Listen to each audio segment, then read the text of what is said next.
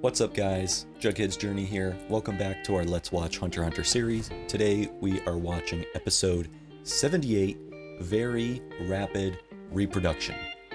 That don't sound good.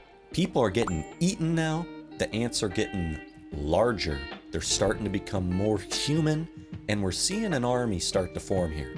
This has to be where the Chimera Ants start to gather the attention of more and more people, not just Kite, Gon, Killua, and the rest of the group. Entire villages are gonna start disappearing, surely. I know I already have 6 new characters introduced last episode that I now have to work on memorizing, but I want more interesting hunters and Nen users to enter the fray as this threat becomes bigger and bigger. So without any further ado, tune into my full uncut reaction here and then stay for my in-depth analysis discussion afterwards.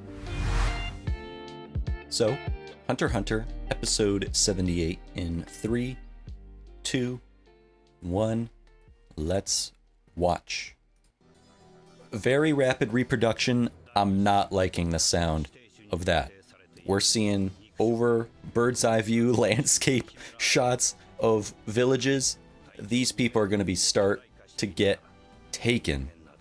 Once they're 2 meters, humans can't stand a chance. Regular humans, not just Nen users. Not Nen users, I'm assuming they mean regular humans. And 2 meters is around like over 6 foot. So I think that's like, I'm 6'1", so once they're like 6'5", I think, or 6.5 feet, regular humans stand no chance. And here is the growing army, speaking telepathically. I assume he's the only one that can speak, but they can understand what he's saying because all of these are actual still insect. Oh! Okay, we're getting violent here. Now, is this the village the children are from? Or is this a different village? I'm also trying to see if they kill them. That one guy who got pierced through the chest is dead. But if these people are alive or dead or not, I assume dead so they don't put up a fight. Moves repeatedly. Soldier ants are for the army, and then they're gonna have worker ants to build whatever the hell this is, the above ground colony. Carpenter ants, okay. So she'll stay here until she dies.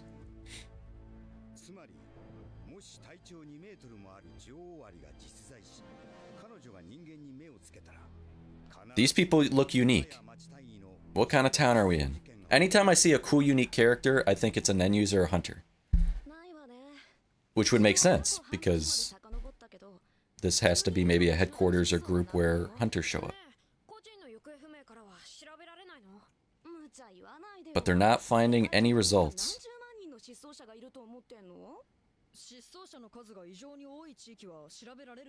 Missing persons reports.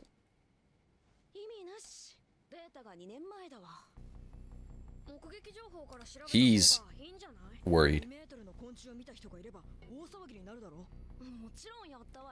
Unless it's somewhere... Unless the queen isn't on the main continent or country, or maybe that she's not even on the Asian continent. We saw these villages and, you know, it could be some part of the world that, you know, isn't as connected to the rest of the developed world.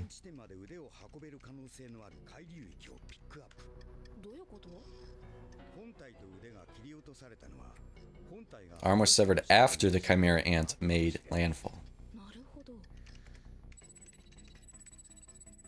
So they weren't separated and went 2 different paths.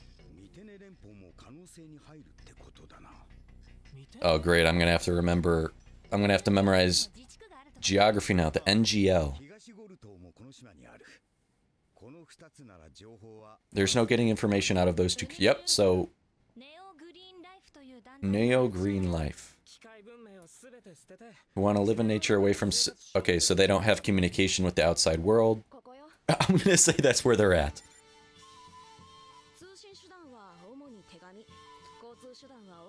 So communication would take forever.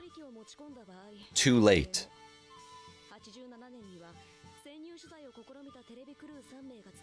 And they were killed. Swift. Yep, one was executed. Yeah.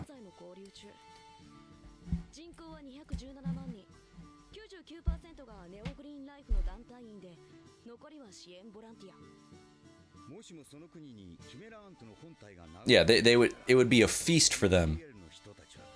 They would try to cover it up, like most governments do. They let. Okay, well, when nature running its course includes all of y'all dying and becoming Chimera ants, I think we're gonna infiltrate your country and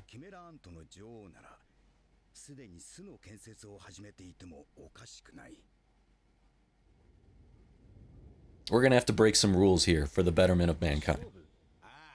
Is that a fucking alligator? So another squadron leader that can talk.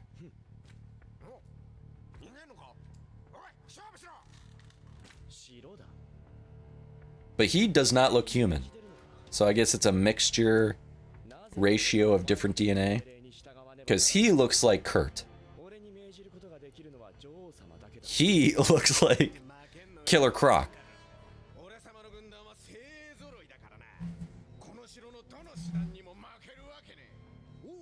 And he's wearing a wrestling uniform.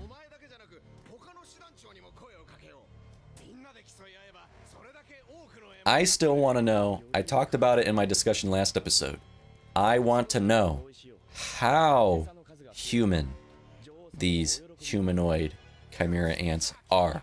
Being able to speak, but I want to know, did they carry on genetic memory? If they don't recognize each other, like where's the sister? Pause on my discussion. What the fuck? So all the squadron leaders are like,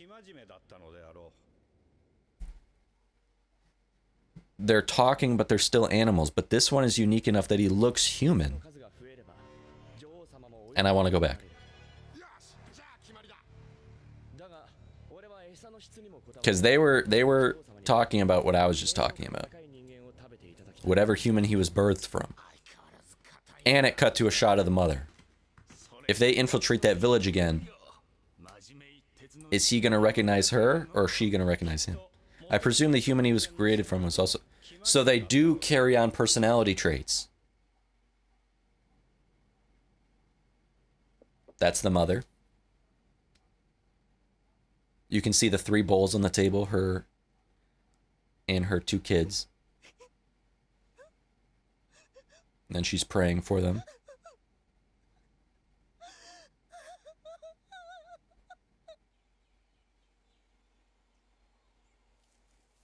We're about to watch another infiltration, another attack.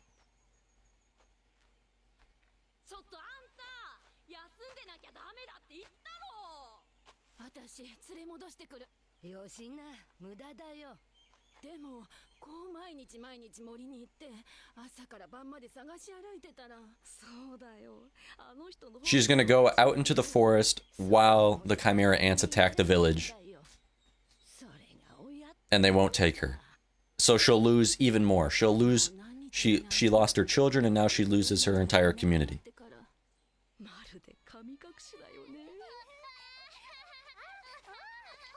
But the Chimera ants are getting so big. That's an appetizer. That's a starter salad, these children. That's not enough. We need the... Yep, there we go.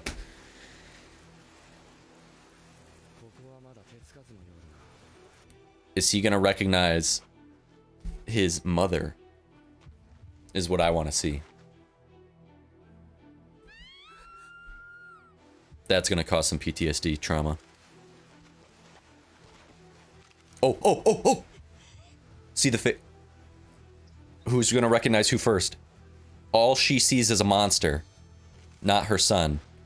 He hesitated for a second. I think he recognized his mom. And 2 reasons why he didn't attack them. One, if it was because he recognized her and something triggered. And also, look at, there's no children. They stopped taking the children. Small fry. Not enough. Oh, goddamn.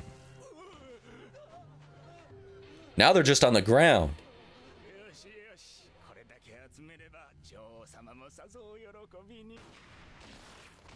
Oh! So, bullets take them out.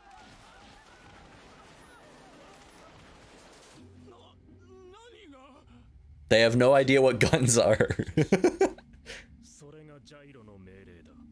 Giro. Is that the king of NGL? Okay, fucking mutant ninja turtle. So they got some learning to do. They think all creatures are the same, you know, just down to your bodies and to yourself. Nope, humans have a thing called guns and bullets.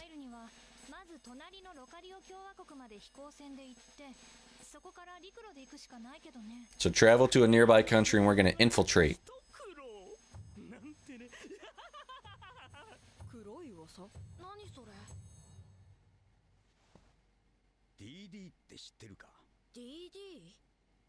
Is that a drug? Ingestible drug that's propagating rapidly throughout the urban areas worldwide. The Bila tree, native. Okay, this is a lot of exposition.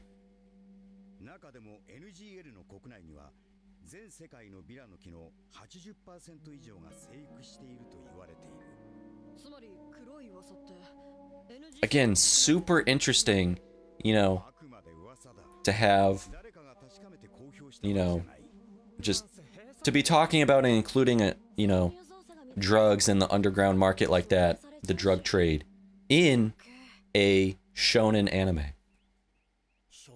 I think that's super interesting. Oh! POKKLE and PONZU, is that her name? This is what I'm talking about. This is what I'm talking about. I want it. Only one of them is a hunter. If I remember her name, PONZU, I think that's her name. She didn't pass the exam, so she's not a pro hunter. Don't know how useful she's going to be because I don't know if she knows Nen or not. POKKLE is a hunter. He passed the exam and wanted to be a wild beast hunter or something. That's the type of interesting hunters I want to see. And he should know Nen. That was, you know, everyone knows once you pass the exam. It's not the true end of the exam. Now you have to learn Nen. I want to know what wild beast hunting Hatsu Nen abilities he knows. So they learned about the Chimera Ants before the radios cut out. Very limited information. So they're going to be infiltrating the island magical beast hunter. Get 4 tickets. PONZU, I think is her name. Ah, yeah, okay. It is, yeah, you don't even have a hunter license.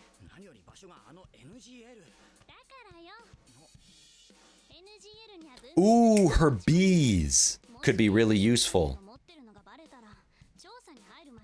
as a communications line.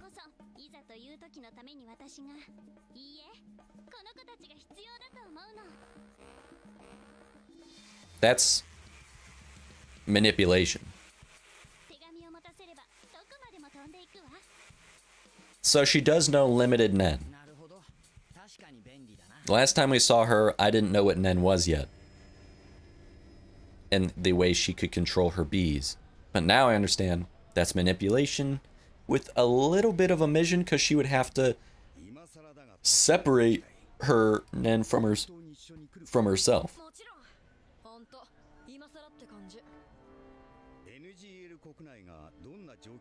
Yeah, let's set some ground rules. He's responsible for them. They're amateurs. You two are pro hunters. I can't be a yeah, my priority will be saving them. so I may not be able to help you. You two need to, you know, defend for yourselves, protect yourselves. You two are pro hunters.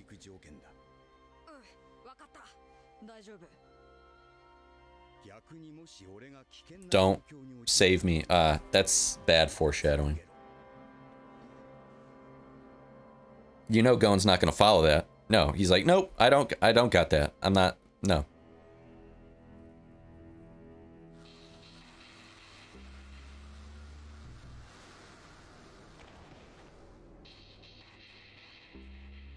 Just a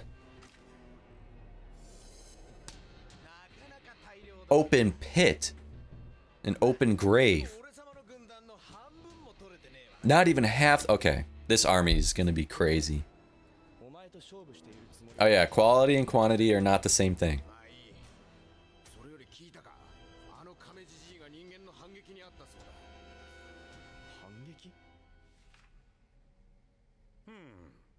They're collecting literature. Those are probably, we have to learn about the human culture. It's so weird to see, like, these talking animals that are like Chimera ants technically, but I'm looking at an owl and a tortoise.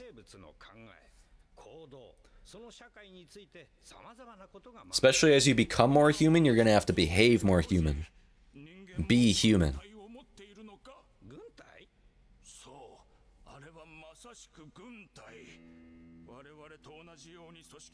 That was a, you know, that was just a little guerrilla militia. We need an army.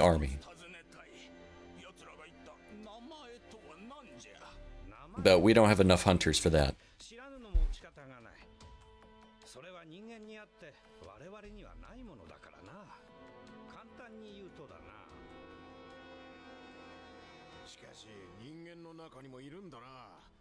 And they're about to witness Nen users. Though would the king or queen have Nen?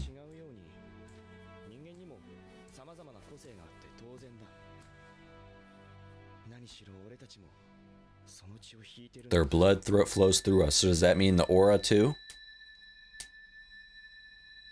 What the hell is that? Oh, is that the telepathic communication line? What the hell? Hello.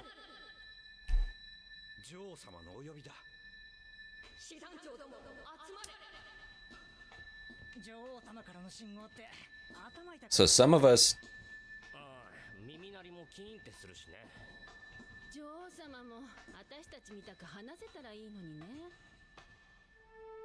So she has to communicate telepathically in their own language, and we're just understanding it how we understand it.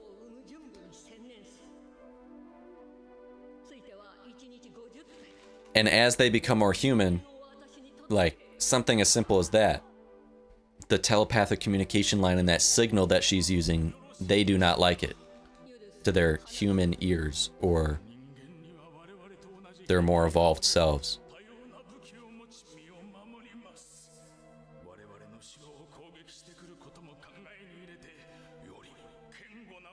And what does that entail?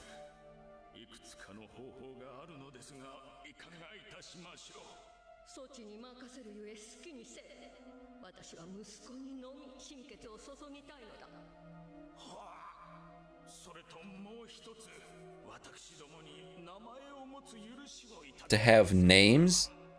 See, they are becoming more human. They desire an identity.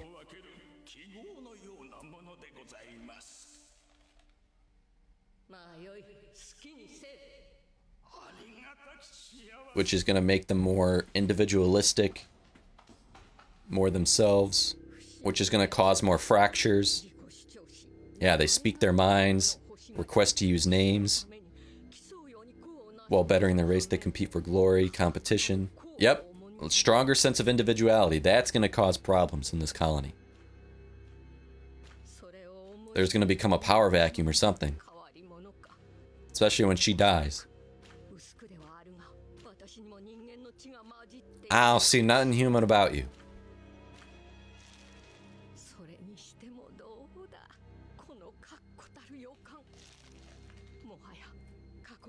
Ew.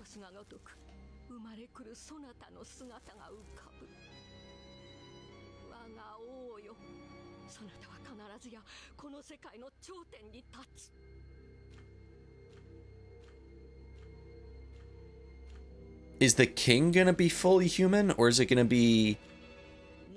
I don't... That's what I want to know. And who the hell are the king's 3 royal... Oh, these are gonna be... insanely powerful, probably. That's gonna be entertaining to watch. Whoever they are.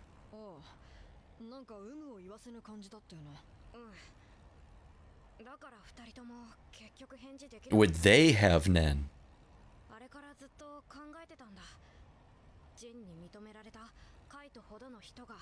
Because either they're gonna have to be so incredibly powerful without Nen,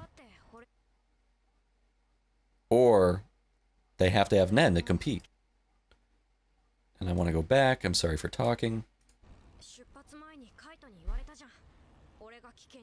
Oh, okay, here Gon is going to be saying, I'm not listening to that.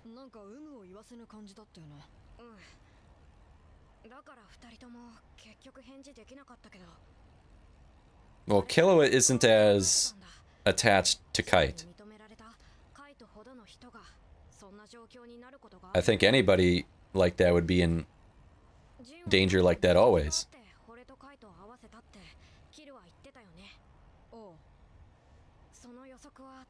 To prepare you, get you ready, train you.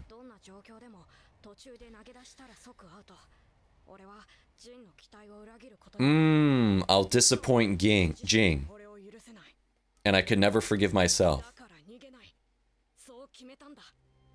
So he's gonna make sure Kite does not die or get hurt or whatever.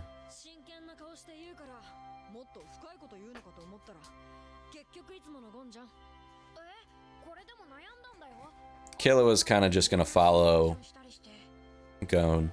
I don't think he feels this. Exactly, yeah. And I feel like Kite would know that. It was already decided before you considered it. I was gonna use that word too, spontaneous. You won't know until you're in the situation. No point in pondering about it. There's Kite, it's gonna move back, and there's gonna be, yep. And that's gonna worry him. But that's a very interesting line from him. That I will disappoint Jing.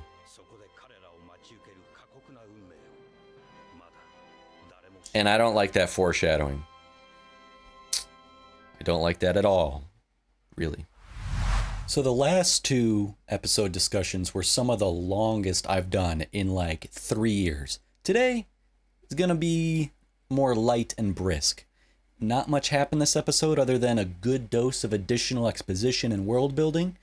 The queen has moved out of the ghetto-ass cave, found a new suitable nesting ground, and has shifted into full reproduction mode, birthing even more soldiers, even more squadron leaders, new carpenter ants to build the giant nest hive rising up into the sky, and now the imposing royal guards we see at the end of the episode. Reproduction as war, as a tool of war. Rapid reproduction kind of parallels, kind of like military conscription, like the draft during Vietnam. You know, nature itself wields reproduction as a weapon, pure numbers. Just as those young men in the early 60s at 18 had no choice because of the draft lottery to sacrifice their bodies to the government for war in Vietnam, where we were just throwing bodies at the enemy. These innocent civilians here are forced to become soldiers themselves in a darker, more insidious way, being killed and eaten and turned into killing machine monsters themselves with no choice. Creepy parallel to me. I couldn't help but think about that. Because, like, ponder it. Think about it. In both, there is the loss of agency. In both the U.S. draft lottery and the Queen's breeding program, I guess you could call it, people are stripped of choice. And you can also include all the other countries across the globe who also have mandatory conscription. South Korea, Singapore, Turkey, the main ones that come up in my mind. I, just as an American, think of my own country's political and military history first. And Vietnam was such a controversial, upsetting time period. You know, during Vietnam, 18 years old and up had no say in whether they fought. Death, injury, trauma were mandates of the state. Likewise, ordinary villagers in NGL suddenly vanished from their homes, taken to the Queen's hive against their will, and converted into insect soldiers. So in each case, the body becomes property of an impersonal authority figure. The people return to the villages as monsters, as chimera ants, unrecognizable to the people, but they themselves still hold memories of the before times. Just like when a lot of those soldiers came back from Vietnam, came back home, their neighbors and others only saw them as monsters. They were literally spit on, while the soldiers themselves remembered what life was like before. The draft targeted young people, deemed most adaptable to the horrors of war and combat. The Queen seeks out the freshest, high-quality flesh, human specimens. No children or elderly, the prime adults only. Again, both scenarios treat young men and women not as individual human beings with lives and dreams and fears and possibilities, but as just raw biological material and biological inputs in the war machine. Many vets described the alienation they felt when they returned home, unable to reconcile their civilian selves with the trauma of combat and what they did over there, and for nothing. The Chimera Ants' offspring carry next to no trace of the human life that preceded them, literally erased, except for those tiniest pieces. I think that's something really interesting to think about, the parallels that are created here, even if not intentionally by Togashi, even if that's not what he's going for. Me as an American, as an enjoyer, as an audience member, that's what I connect with. Then children, they don't got enough meat on their bones. They're not good enough even as a snack anymore. Not on the menu. New directive. Only fully grown humans as food from here on out. Pure utilitarian logic. Mature specimens yield the greatest nutrition. We're building an army here. Kurt was just a kid, and the Chimera Ant birthed from him was already way bigger, but not like huge. So imagine how much bigger all the adults will come out now. And that's the whole point. The narrator said, once they've evolved beyond 2 meters in length, do the conversion math in your head, it's like 6.5 feet, no human can stop them. No human stands a chance. Now, I have to believe that means like plebeian, regular, everyday human, a non-Nen user human. Because like to me, Nen users are almost like meta-human or superhuman in a way. Also, as we saw in the episode, that statement doesn't include humans with weapons of their own. We saw just how easily a few AKs ripped through the platoon of soldiers. And damn, this episode, who knew a story that once began, go back to episode 1, chapter 1. Who knew a story that once began about a group of kids and teenagers forming friendships, solving puzzles on their exam adventure together for a hunter license, would eventually turn the corner and get into world-building exposition about a closed-off Luddite nation financed by an underground international drug trade that's being eaten from the inside out by an invasive, talking, intelligent, hyper-evolving insect species? Like, what the actual hell? Imagine telling someone that 20 years ago, who, was just like 10 chapters into the manga for the first time, and they'd look at you like you were high. Love that about Hunter x Hunter. Even in an episode where nothing really happens, the narrative of the world we're in grows, not just in size. The map doesn't just get bigger, but the world grows in maturity too. Just witnessing how over the course of these arcs, the world expands, it darkens, it deepens. I just love a story or a franchise as a whole that grows with its audience. That has been my biggest complaint and critique for so many franchises and IPs, like Star Wars, for example. When our friends first converge at the Hunter exam, the stakes were so simple and crystal clear and modest. Pass some puzzles, outwit some traps, form our alliances and friendships, earn that license. Boom. The world was a linear quest at that time. Then it became a more vast playground. Friendship, that was the adhesive binding it all, and then mystery as the fuel propelling us forward. But Togashi never intended to keep it that way. Each arc has hinted and continues to hint at larger forces, even political tensions, underground markets, underground worlds, whispers of far-off lands teeming with wonder and horror alike. Each arc expands the map, like I said, and we went from, introducing stuff, just anything from the Zoldyck family, which was such a small arc, so tiny compared to the mafia's underbelly in York New, and all the political machinations of the Hunter Association.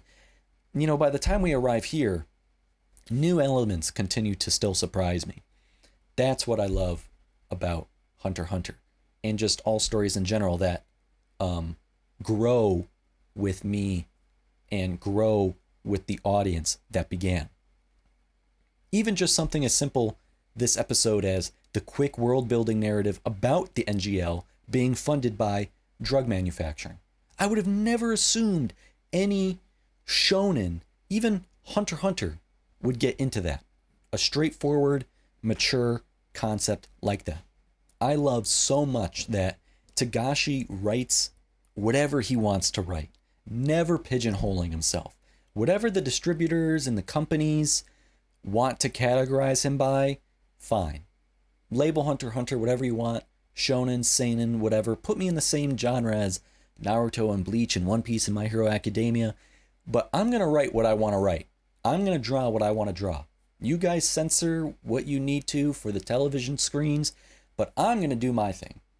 And that's just a tiny little example we see here in this episode in whatever chapter of the manga that first was. D2, an ingestible drug growing rapidly in the global underground markets, made from the Bila tree, which is native to the region, with over 80% of all trees being in the NGL. So they have a near complete monopoly on the raw ingredient and manufacturing of this drug. Very similar, again, let's make parallels here. Very similar to the vast poppy fields spread across the Middle East, particularly Afghanistan through the Taliban, for the opium and heroin trade, which was of course brought on by the US government and CIA even before the US invasion in 2001. You could go all the way back to like the Soviet-Afghan war with there's long-standing rumors that the CIA raised money for Afghan resistance fighters through opium trafficking. And how quickly the US got involved in the Middle East went from vast farmland to opium fields. And here you have a country without technology, without advanced international trade, without specialized economic networks, much like North Korea, using underground drug manufacturing to support itself, which is true for North Korea. The NGL could literally just be inspired by North Korea.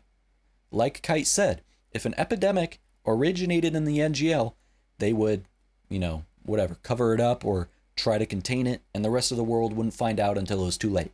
That would be the exact same case if a virus or something began in like North Korea. And again, such an interesting, mature concept, the NGL.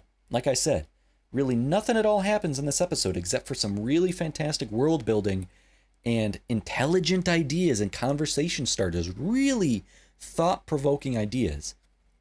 What's the NGL stand for? Neo-Green Life? A country founded by people who wanted to live in nature, away from machine civilization. Anyone who brings in technology to the country is subject to execution or imprisonment.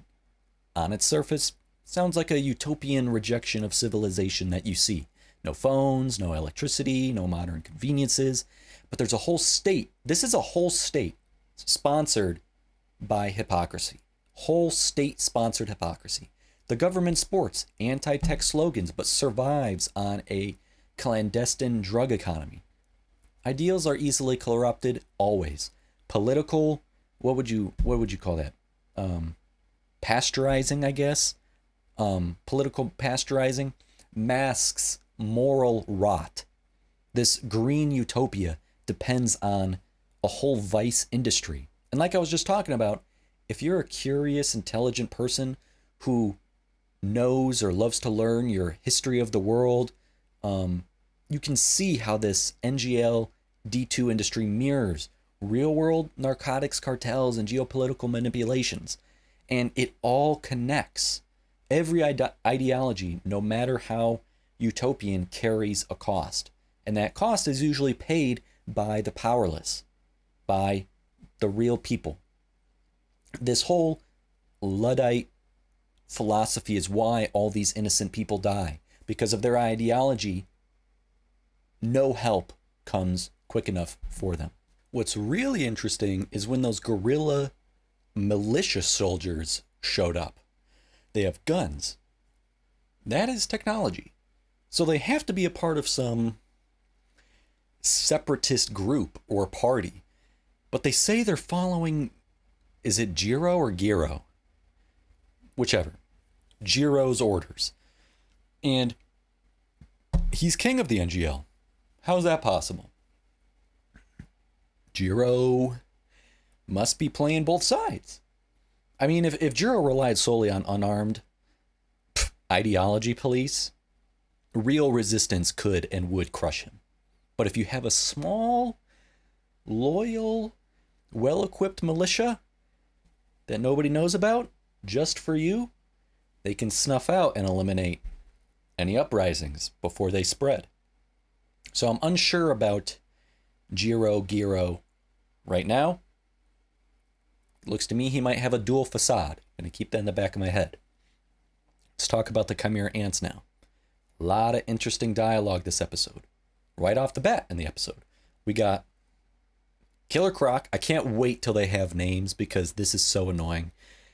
We got Killer Croc saying, that guy's such a stiff. And then the other squadron leaders appear and say, that's what makes him endearing. He's dedicated and loyal. I presume the human he was created from was also quite earnest. Remember last episode? I was talking about how I was wondering if personality traits, genetic memory, and experiences will be inherited and transferred over in the phagogenesis process. So, phagogenesis, looks to me, does fuse the genetic with the psychological essence of the prey victims into the offspring. Kurt's habits and mannerisms are literally carried over. And on an even darker note, they even seem to recall fragments of their past lives, as we saw too. I was talking about that last episode as well. Chimera Ant Kurt, again, just have a name already, seemed to recognize his former mother. And not so much recognize her, but there is a memory somewhere deep within his psyche that came to the surface in that moment when he looked her in the eyes. There was something there that startled him, triggered something that made him hesitate and not want to kill her. Passed her and let her leave, and let her live as he left. I think that's going to be playing in his mind a lot. You know, a piece of her son lives, is alive in that monster. She didn't see it. Nobody else saw it. She doesn't even know, and all the other people don't even know. They were saying, it's those monsters that took your son. She doesn't even recognize them. They don't even know that is her son. Oh. So, what if, when they all choose their names, what if he chooses Kurt? Dude, that's almost too on the nose for Togashi, but something like that. What if more memories trigger in all of their minds, all these other squadron leaders, at least the ones who are humanoid, and they begin to consider themselves reborn versions of their former selves? What if they don't like who they are right now? What if they're really drawn to what's in their head? What if they don't like that? You know, what if it begins to really fuck with their heads? And what if treason occurs? That queen's gonna die. Power vacuum. I'm just throwing out ideas. Seeing what sticks to the wall. You know, you throw spaghetti at the wall, see what sticks. I'm just trying to think like, you gotta think like Togashi. What would Togashi do? You know, there's that phrase, what would Jesus do? What would Togashi do? He would blur the line between monster and person. He's done that so far in Yu Hakusho, in Hunter x Hunter. That's such a thing, that blur the line between monster and person. Force the characters and us to wrestle with a lot of those ideas. We also watch them trying to learn about where they come from, which is so cool and interesting too. Former humans learning about humans, their culture, their customs, their history, what they come from and where they come from. One of them can actually even read. I don't know if, you know, more of them can read. I only just saw one of them collecting books and reading, and how ironic and fitting it is that it's the owl. They're trying to gain understanding of basic human concepts, even the concepts of names and identity. It's not even like purely only trying to, you know, understand the enemy. You know, what's their weaknesses? What are they made out of? Blah, blah, blah.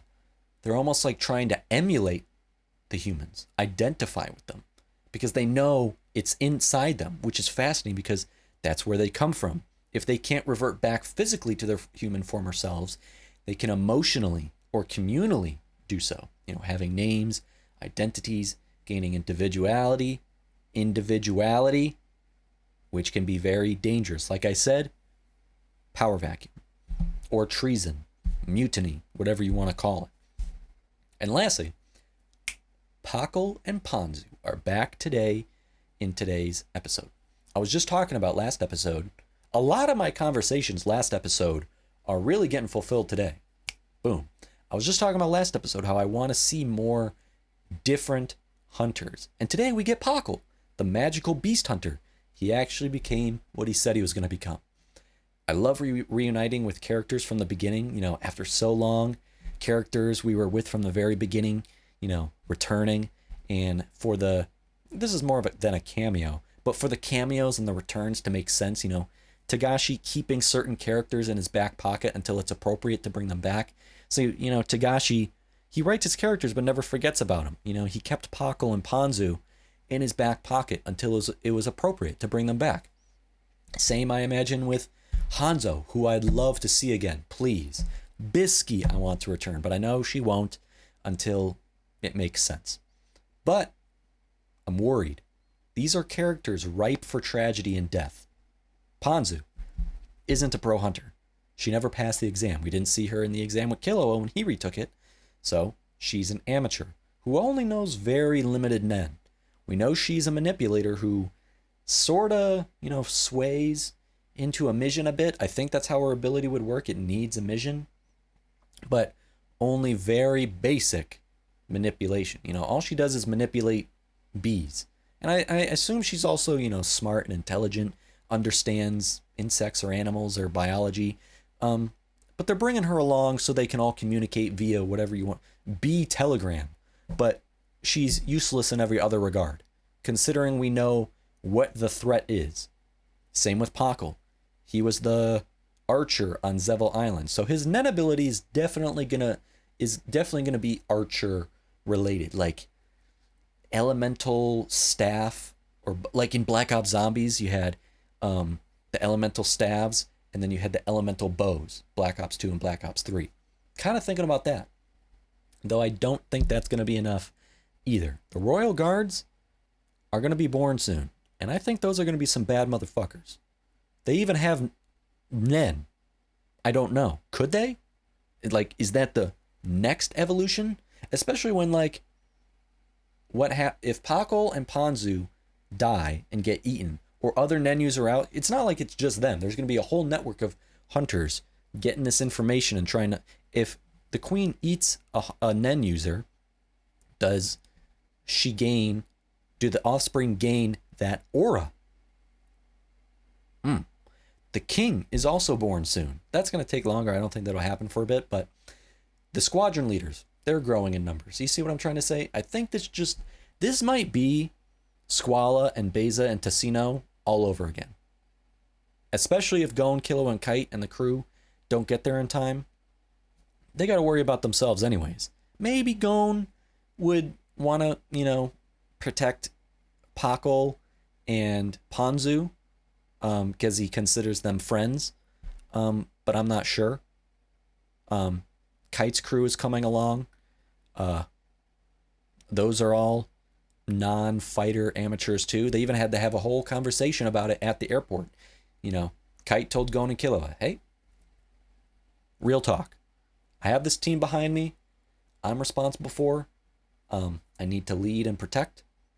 He will prioritize protecting his team, the amateurs. Gon and Killua are two pro hunters.